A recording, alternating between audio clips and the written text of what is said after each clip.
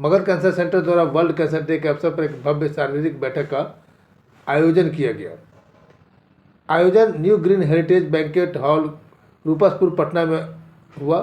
Magadh cancer centre के निदेशक doctor रिदु Kumar Sharma ने जानकारी दी कि इस विशेष अवसर पर देश के प्रसिद्ध चिकित्सक और समाज सेवी शामिल होंगे। हर साल 4 फरवरी को वर्ल्ड कैंसर डे मनाया जाता है। ठीक है, यह UICC का इनिशिएटिव है।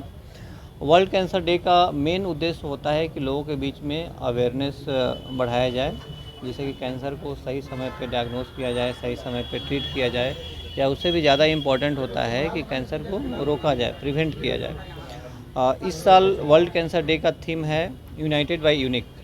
यूनाइटेड बाय यूनिक का मतलब होता है कि हर पेशेंट का जो समस्या है वह यूनिक है ना। चाहे उसका बीमारी जो है वो अलग है, उसके साथ जो चैलेंजेज है वो अलग है, उसका एक्सपीरियंस जो है वो अलग है।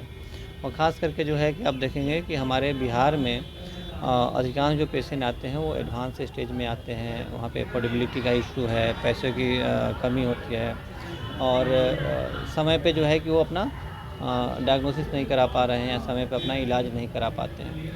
तो इसी बात को ध्यान में रख के हम लोगों ने मगध कैंसर सेंटर के थ्रू इनिशिएटिव लिया है कि उसमें आप कहते हैं यूनाइटेड बाय यूनिक। तो यूनाइटेड कि सब लोग यदि यूनाइट होकर यदि काम करते हैं, चाहे वो डॉक्टर कम्युनिटी हो गया है, आपका मीडिया के लोग हैं, आपका भी जो है बहुत अहम रोल है कि लोगों को अवेयर करने का, कि यदि उस बीमारी को हम लोग सही समय पे डायग्नोस करें और सही समय पे ट्रीट करें तो उसको क्योर किया जा सकता है।